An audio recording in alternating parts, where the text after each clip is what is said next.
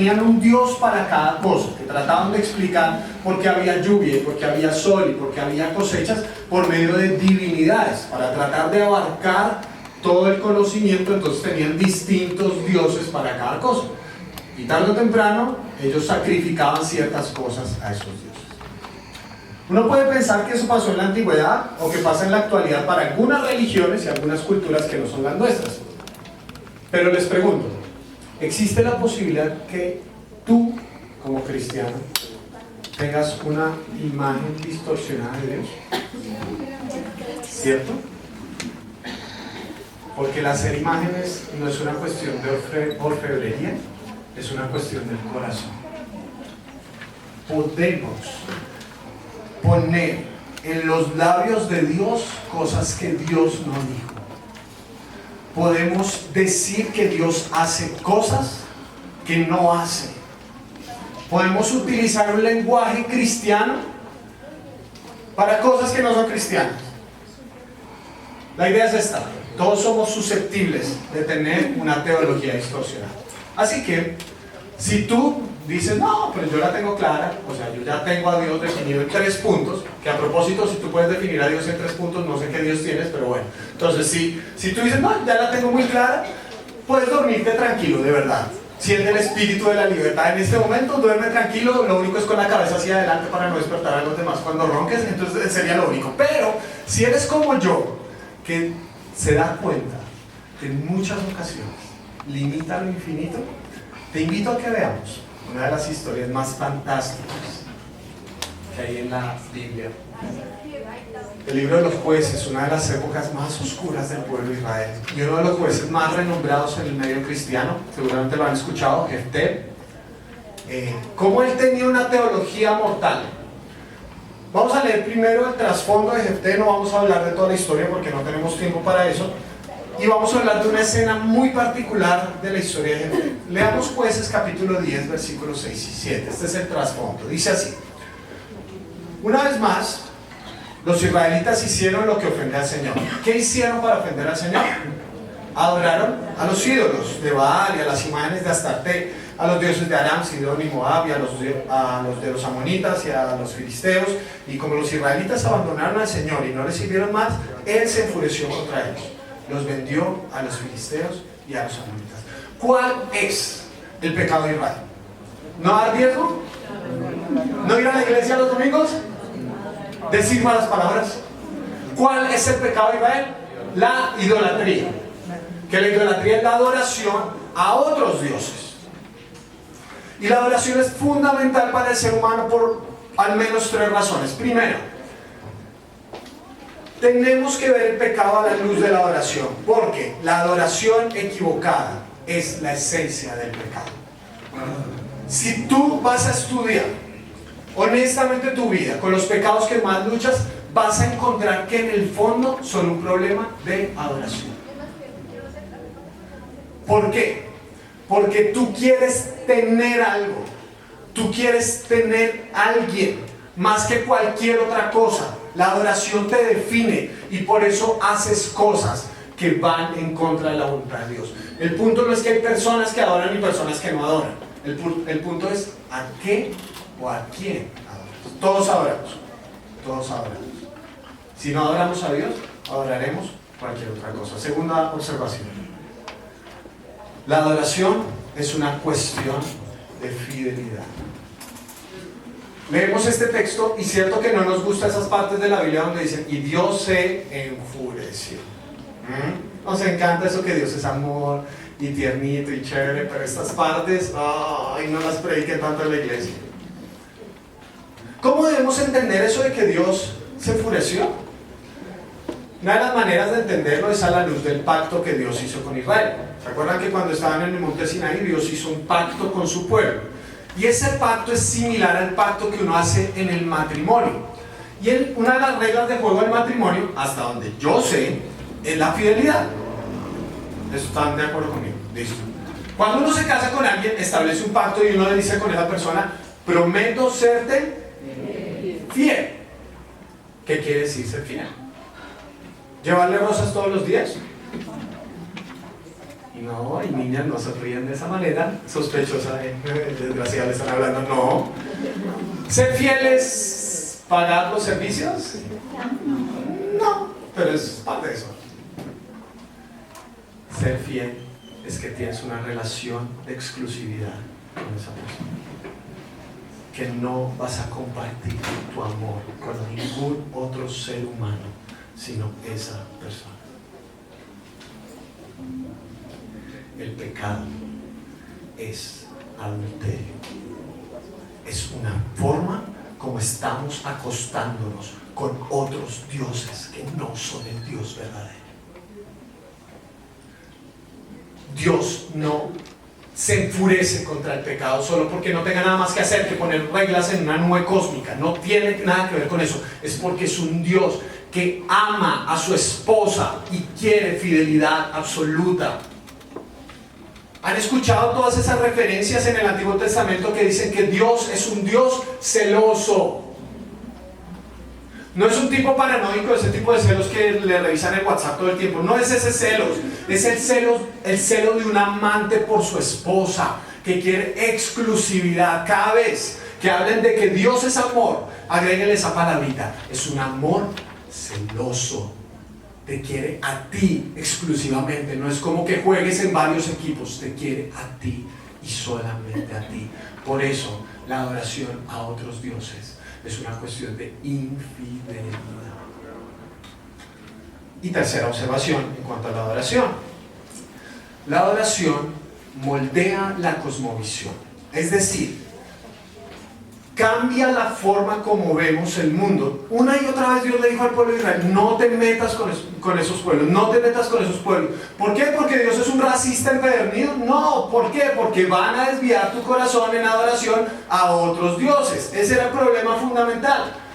Y entonces, cuando tú adoras a un cierto Dios, tienes una cierta cosmovisión, tienes una forma de ver el mundo. Y entonces, si los dioses exigen un cierto sacrificio, entonces pues hacemos este sacrificio. Ahora, ¿cuál es el problema? Que la palabra de Dios, la palabra Dios es una palabra genérica. Entonces, cuando nosotros escuchamos Dios, podemos pensar que se habla del Dios verdadero, pero probablemente se esté hablando de otros dioses. Ahora que estamos todos enredados, me explico con lo que quiero decir. ¿Cuál creen ustedes que es el Dios del siglo XXI? No se vale que digan Messi. ¿Cuál es el Dios del siglo XXI? La tecnología, dinero. ¿Se dan cuenta que somos politeístas? Porque, ¿sí? ¿Se dieron cuenta de eso, no? Me dejan proponer que uno de los grandes dioses en nuestra actualidad es el dinero. ¿Sí? ¿Estamos de acuerdo que es el dinero? Cuando tú adoras algo, quieres más de ese algo. ¿Otra vez? Cuando tú adoras algo, quieres más de ese algo. ¿Qué hacen las personas que adoran al dinero? ¿Quieren más? Nunca es suficiente, ¿verdad? ¿Quieren más? Dinero. Cuando adoramos algo, queremos más de ese algo. Ahora, ese híbrido maldito que entró en medio del cristianismo, llamado el evangelio de la prosperidad, aunque el evangelio hay uno, no hay evangelio de la compra, el evangelio es uno solo. Ni hay evangelio de prosperidad, el evangelio es uno solo. Y entró en el medio cristiano y tiene esa idea de querer adorar al Dios dinero con lenguaje cristiano, ¿sí o no? ¿Por qué? ¿Qué es lo que busca uno en el evangelio de la prosperidad? Tener más dinero. Es la adoración al mismo Dios, Dios dinero, pero usando un lenguaje cristianense. Eso es muy peligroso, porque podemos estar adorando otro Dios que no es Dios con un lenguaje que parece de Dios. Y eso es muy peligroso. Y ese es el trasfondo con el que vivía Jefté. Un trasfondo donde se adoraban otros dioses. Y por eso lo que hizo en la historia que vamos a leer a continuación es tan extraño, aparentemente. Leamos de los versículos 29 en adelante. Entonces Jefté, poseído por el Espíritu del Señor, normalmente pensamos que la palabra poseído es mala, pero no es verdad.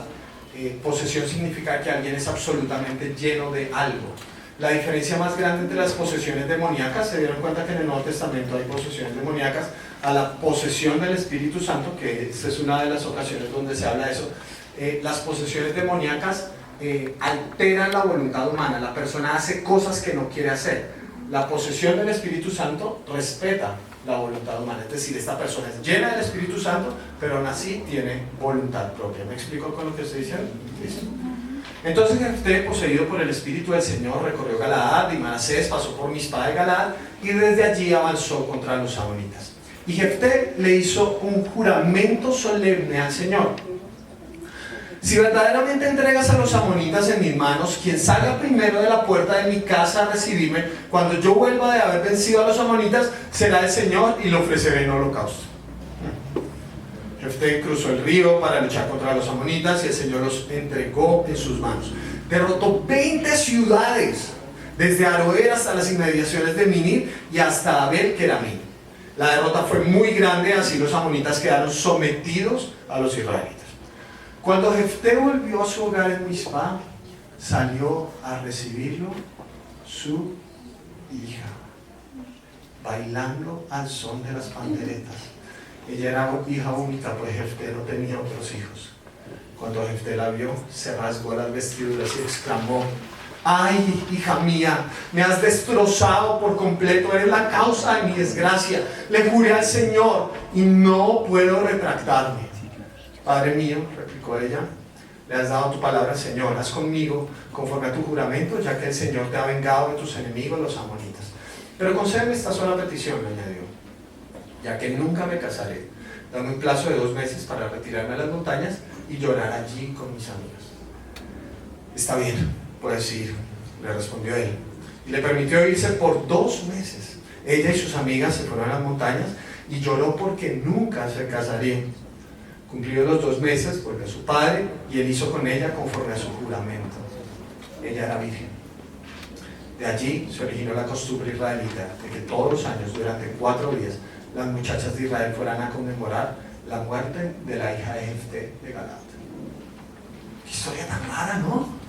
Y está en la Biblia, ¿la habían leído alguna vez? ¿Cómo hace uno para predicar esto? Qué historia tan extraña, ¿no? ¿Qué hace uno? Porque si ustedes creen que la Biblia es la palabra de Dios, la siguiente pregunta que tienen que hacerse al leer un texto de eso es: ¿cómo la entendemos? ¿Cómo podemos entender que semejante historia está en la Biblia? Hay un par de propuestas que se han hecho para entender este texto. La primera es lo que yo llamo la justificación de Jefté. Algunos académicos sostienen que estas palabras que surjan aquí son hiperbólicas o exageraciones. Que Jefté no mató a su hija literalmente, sino que el voto que hizo fue el voto por la castidad de su hija, de tal manera que la consagró al templo y por eso la niña murió virgen. El argumento se basa en 2 ideas. La primera es que matar seres humanos, sacrificar seres humanos, según la Biblia está prohibido. Entonces, ¿cómo un hombre lleno del Espíritu de Dios va a hacer semejante atrocidad? Y la otra es el énfasis que hay en el texto en la virginidad de la niña. ¿Qué piensan? Mis queridos teólogos, ¿qué opinan? ¿Están de acuerdo? ¿Acabamos la prédica aquí? No. ¿Por qué? Pues la Biblia dice que la mataron, que conmemoran la muerte, y normalmente uno se muere después de que lo matan, ¿sí? Entonces lo mataron, la mataron. O sea, literalmente el texto dice eso. El texto, uno no tiene que inventarse maromas hermenéuticas para decir que el texto no dice lo que quiso decir. El texto dice que Jefté la mató, ¿o no? El problema que está detrás de esto es que queremos ser más santos que la Biblia. Vean, si ustedes quieren un libro de religión, no les recomiendo la Biblia, porque la Biblia está llena de personas que se trataban, ¿no? Prostitutas, adúlteros, asesinos, esta belleza de tipo. Esta gente no tiene la autoridad moral que nosotros tanto exigimos. Si Jefté fuera a ser pastor de esta iglesia, lo echamos, ¿o no? La Biblia está cargada de historias terribles, horrendas. De verdad, una de las preguntas que tengo sinceramente en mi vida es cómo le voy a enseñar la Biblia a Benjamín. Hay muchas historias aquí que son complicadísimas. ¿Sí? ¿Cómo le dices tú a un niño con dibujitos o qué? Mira, y aquí sacrificó a su hijo. ¿Cómo le hace eso? Entonces, esto no es tan bueno ese argumento. Igual nos dejan el problema. ¿Qué hacemos con el hecho de que el texto dice que Jefté sacrificó a su hijo? Hay una segunda opción. Enfatizar la obediencia de Jefté. El hecho de que Jefté cumplió su promesa a Dios, por más dolorosa que fuera. Cumplir nuestros votos a Dios, cueste lo que cueste. ¿Qué opinan de esa interpretación? ¿Están de acuerdo? Suena bonito, pero no es bíblico. No se confundan nunca por la elocuencia de una persona. Básense en lo que dice la Biblia. Y la Biblia dice que está mal sacrificar seres humanos. La promesa que hizo Jefté fue absurda. Dios nunca se la pidió. Y él aún así trató de cumplir algo que Dios no le había pedido. Díganme ustedes, cueste lo que cueste. Ay, bueno, yo le prometí a mi hijo, vamos y lo matamos. No, eso no es bíblico, eso no está bien. Le podemos poner lenguaje cristiano si quiere, pero no es bíblico. No, el Señor me ha dado tanto que voy a sacrificar mi familia. Eso no es bíblico. No es bíblico. Tenemos que, vean, se los digo de una vez. Bueno, la ventaja que ustedes están en tercer servicio es que ya prediqué 2 veces, entonces con ustedes va todas las reflexiones anteriores.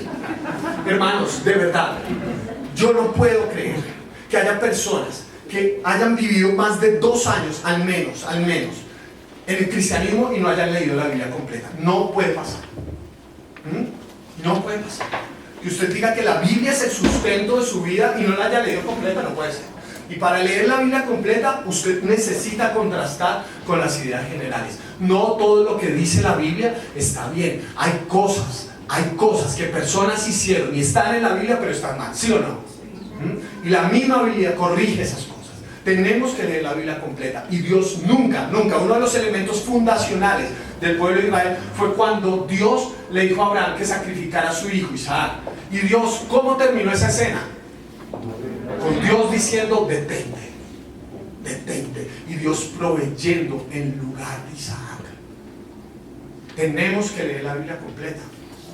Entonces, ¿qué hacemos con este texto? ¿Cómo entendemos semejante historia?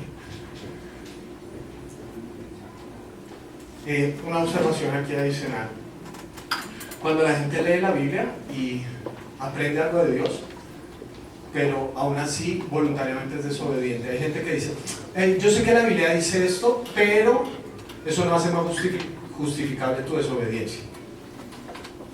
Yo sé que la Biblia dice que debo honrar a mi esposo, pero si tú conocieras a ese infeliz, eso no hace más justificable tu desobediencia. Entonces, la solución no es justificar a Jefté y ser más santos que la Biblia. Tampoco la obediencia es el énfasis de ese texto, porque no nos lleva a ningún lado, o nos lleva por lados de teologías mortales. Permítanme proponer que el problema está en la teología de Jefté. Es decir, lo que Jefté creía acerca de Dios. Los filisteos y los amonitas tenían la costumbre de que cuando tenían una victoria o tenían una cosecha en sus sembrados muy grandes, ¿saben qué hacían en gratitud a los dioses? Sacrificaban lo que más amaban. Y normalmente lo que más ama uno es su hijo. Entonces, si el Dios te entregó una victoria muy grande, como en este caso, pues tienes que pagar, hermano.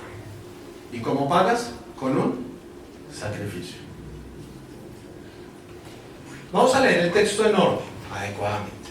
Y les hago una pregunta, queridos teólogos. ¿Qué pasó primero? ¿La promesa de Jefté o que el Espíritu de Dios viniera sobre Jefté? El Espíritu de Dios vino sobre Jefté. Jefté hizo su promesa después de que el Espíritu de Dios viniera sobre él.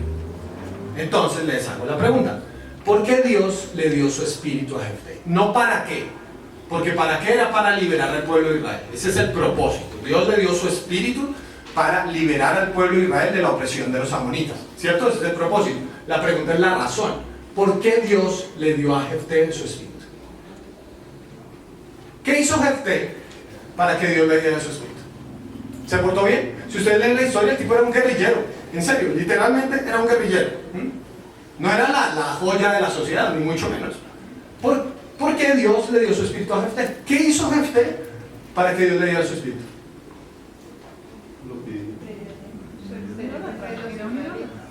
¿Qué dice el texto? Es que ustedes no pueden decir aquí. Ahí dice: ¿y creyó Jefté a Dios y Dios le dio su Espíritu?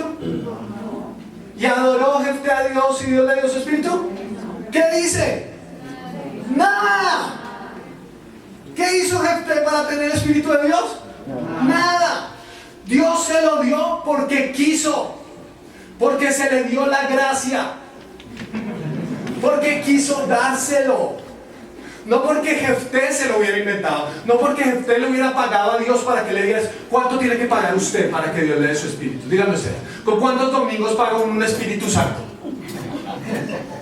¿Es posible pagar eso? No. Y Jefté entró en esta dinámica tóxica de querer pagar lo impagable, de querer decir: bueno, entonces voy a pagar esto, voy a pagar la gracia de Dios. Y cuando entramos en esa dinámica, tenemos una teología mortal que nos daña y nos hace creernos dueños del mundo, y que vivimos con una espiritualidad esquizofrénica, todo el tiempo queriendo pagarle a Dios. Ay, y voy a la iglesia, ¿y por qué? No, para pagarle a Dios. Y doy el diezmo, ¿y por qué? Para pagarle a Dios. Y hago el devocional, ¿y por qué? Para pagarle a Dios. Y vivimos una espiritualidad esclavista, no una espiritualidad de libertad, porque pensamos que le tenemos que pagar al Eterno lo impagable. Y eso nos lleva a hacer promesas tontas. Díganme ustedes dónde consignaron esta mañana para respirar. ¿Se puede? Y decimos: merezco la clase de vida que tengo. ¿En serio? ¿En serio tú la mereces? Dime en dónde pagaste, por favor, para saber, para tener la clase de vida que tienes, el regalo que tienes de tener salud, de tener una familia, de tener un hogar. Dime dónde pagaste, por favor. ¿Te lo ganaste? ¿O Dios te lo dio por gracia?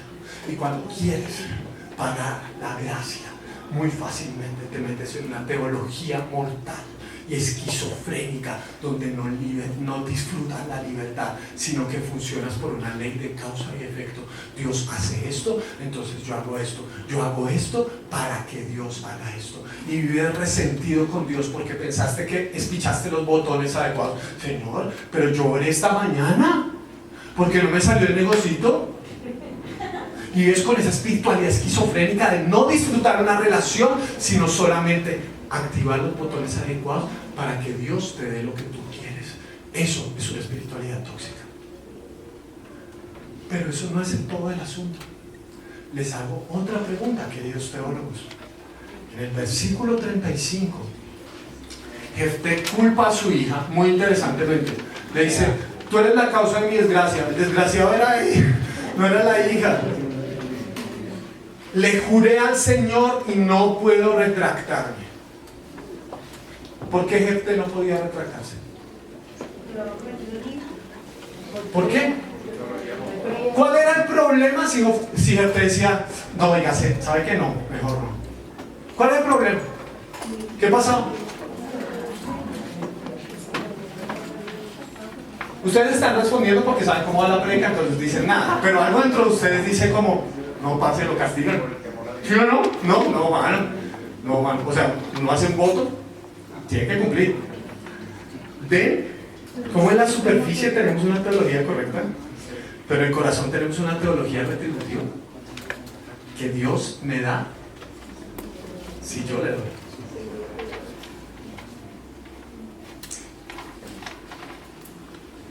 Por eso mi desacuerdo cuando usan Malaquías y no 1 Corintios para hablar del diezmo y la ofrenda. Porque Pablo dice, cada uno de lo que propuso en su corazón. El parámetro es la voluntad. No solamente probar a Dios, que Dios es muy bueno, pero el parámetro es la voluntad. Si no quieres dar diezmos y ofrendas, el problema no está en que Dios no sea bueno, el problema está en tu corazón. Les dije que ustedes están en el tercer servicio y hablo de todo, pero bueno, me perdonarán. Vean, nosotros decimos, esto no es una religión, es una relación. La pregunta es, ¿sí? ¿De verdad? ¿En serio tú lo vives como una relación donde no solamente oras para que Dios te dé algo, no solamente vas a la iglesia para que funcione bien la semana, sino que estás en una relación con Dios porque quieres hacerlo, no para que Dios se ponga bravo? ¿Se imaginan que yo le lleve un día sus flores a Laura y le diga, mira mi amor, te traje? ¿Y por qué? No, para que no te pongas bravo. ¿Saben qué va a pasar en la escena siguiente? Pero vivimos con una teología así. ¿Por qué viniste? No, Señor, para que no te pongas bravo. Y tenemos una teología tan esclavista que no podemos disfrutar de la libertad que Dios nos dio en su gracia. Dios le dio su espíritu a gente sin que él hiciera votos tontos. Esta historia no debería haber existido porque la escena debería ser: Dios le dio su espíritu a gente, gente ganó, fin de la historia. Pero él se inventó estos votos tontos porque quería retribuirle a Dios. Y no fue capaz de parar y en algún momento decir, ¿saben qué? Es que no se trata de pagar, sino de disfrutar la gracia. Y por eso, como cristianos, tenemos que hacernos una última pregunta. ¿Tú crees que la cruz es suficiente? ¿De verdad? Jesús dijo, todo está consumado. Y en el original todo quiere decir todo. Va pues. ¿Quiere decir que Dios ha perdonado tus pecados del pasado? ¿Sí o no? Sí. ¿Quiere decir que Dios ha perdonado los pecados que tienes en el presente y las luchas que tienes en el presente? Sí. ¿Quiere decir que Dios ha perdonado los pecados que vas a cometer? Sí. En el original todo quiere decir todo. ¿Quiere decir que Dios perdonó tus pecados del pasado? Sí. ¿Quiere decir que Dios perdonó tus pecados del presente? Sí. ¿Quiere decir que Dios ha perdonado los pecados que no has cometido todavía pero que en algún momento vas a cometer? Sí. ¿Ven? Que ustedes no confían en la radicalidad de esa palabrita. Ustedes creen que el todo es hasta cierto. Porque decimos, no, pues si Dios ya me perdonó por lo que voy a hacer, pues pecados prepagos, ¿sí o no? Pecados prepagos, entonces, pues, ¿sí o no? Eso no mengua ni un gramo de la grandiosa gracia. Lo único que demuestra es la suciedad de nuestro corazón, que al ser perdonado decide seguirse revolcando en la cama de otros amantes cuando nuestro Dios siempre nos va a amar. Eso no demuestra nada, no limita la gracia de Dios. Lo único que demuestra es que nosotros tenemos un corazón podrido por el pecado, que apenas Dios le dice que lo va a perdonar, se va y se acuesta con otros amantes. Eso no demuestra nada de la gracia. No me vengan a decir que la gracia es libertinaje. La gracia es libertad. Libertad de verdad, no libertinaje. El libertinaje es seguir abrazando el pecado, que es aquello de lo que Dios te vino a rescatar. El año pasado estuve, por la gracia de Dios, de verdad, en Yakarta, en Indonesia. Y de vuelta, cuando pues, me pagaron el pasaje, de verdad. Y de vuelta, hice una escala de 22 horitas en Dubái. Sencillo, ¿no? Chévere, normal, bonito, muy humilde. Nunca vi mi casa tan chiquita como después de llegar de Dubái. En los Emiratos Árabes Unidos se produce el 30% del petróleo que hay en todo el planeta. Y en Dubái se produce el 90% de ese 30%. O sea, tienen plata. Y muchas, son de locos, de verdad, de locos. Tienen un generador de nieve artificial en medio del desierto. Ellos hacen lo que quieran porque tienen toda la plata del mundo. Y el guía, y después me lo confirmó una amiga que también había ido, el guía nos contó una historia que me llamó mucho la atención. ¿Saben ustedes que los jeques árabes, que son las personas que tienen mayor cantidad de dinero allá, no solamente tienen poder económico, sino también político? Entonces, una vez por año, los jeques árabes llaman a todos los bancos y dicen: pásenos todas las deudas que tengan todas las personas que han nacido en los Emiratos Árabes Unidos, y nosotros las pagamos. Uy, en ese momento yo me sentí tan mal de ser colombiano, de verdad. Si naciste en los Emiratos Árabes Unidos, una vez al año un jeque árabe va a pagar tus deudas, todas. ¿Quiénes aquí tienen deudas, por saber? Listo, los que no levantan la mano esperen a que cumplan 18 años y empieza la locura, ¿sí? Vean, ¿qué harían ustedes si supieran que todas sus deudas van a ser pagadas una vez cada año? ¿Saben qué hace la gente? ¡Se endeuda más! ¿No les parece eso muy loco de la naturaleza humana? Porque las deudas nos angustian, las deudas nos afligen, las deudas nos causan cargo de conciencia, ¿sí o no? Pero apenas sabemos que nos la perdonaron, ¿saben qué hacemos el día siguiente? Nos seguimos endeudando. ¿El problema está en el jeque? No. El problema está en nosotros. Cuando sepas que Dios te perdonó en la cruz tu deuda, la naturaleza de un cristiano no es seguir endeudándose, es recibir la gracia de nuestro buen Dios y no meterte en promesas tontas y esquizofrénicas para pagar lo impagable. Un regalo no se paga, un regalo se disfruta. Y oro para que dejes de tener una teología mortal y empieces a tener una teología de vida. Oremos. Señor, te agradecemos por tu palabra. Palabra que nos inspira, que nos demuestra que todos nosotros en la superficie podemos tener una teología correcta, pero en el corazón es muy incorrecta. Tu palabra nos desnuda y nos muestra que creemos que estar contigo es una cuestión de retribución, que descansa en nuestra bondad, no en tu bondad. Perdónanos por ver en tu gracia una excusa para pecar y no ver en ella una invitación para amar, para disfrutarte, Señor, para relacionarnos contigo. Hoy que somos invitados a la mesa, recordamos tu gracia y nos acercamos a ella con gratitud, Señor, reconociendo que nosotros no hubiéramos podido pagar esto. Nosotros no nos ganamos la cruz, nosotros no nos la inventamos y nunca la podríamos pagar. Sencillamente la recibimos por gracia, porque fue un regalo. Ayúdanos a tener esta conciencia cuando celebremos la cena, para poder tener una vida de gratitud y libertad. Disponemos nuestro corazón para recibir los elementos del Señor. En tu nombre, Señor Jesús. Amén.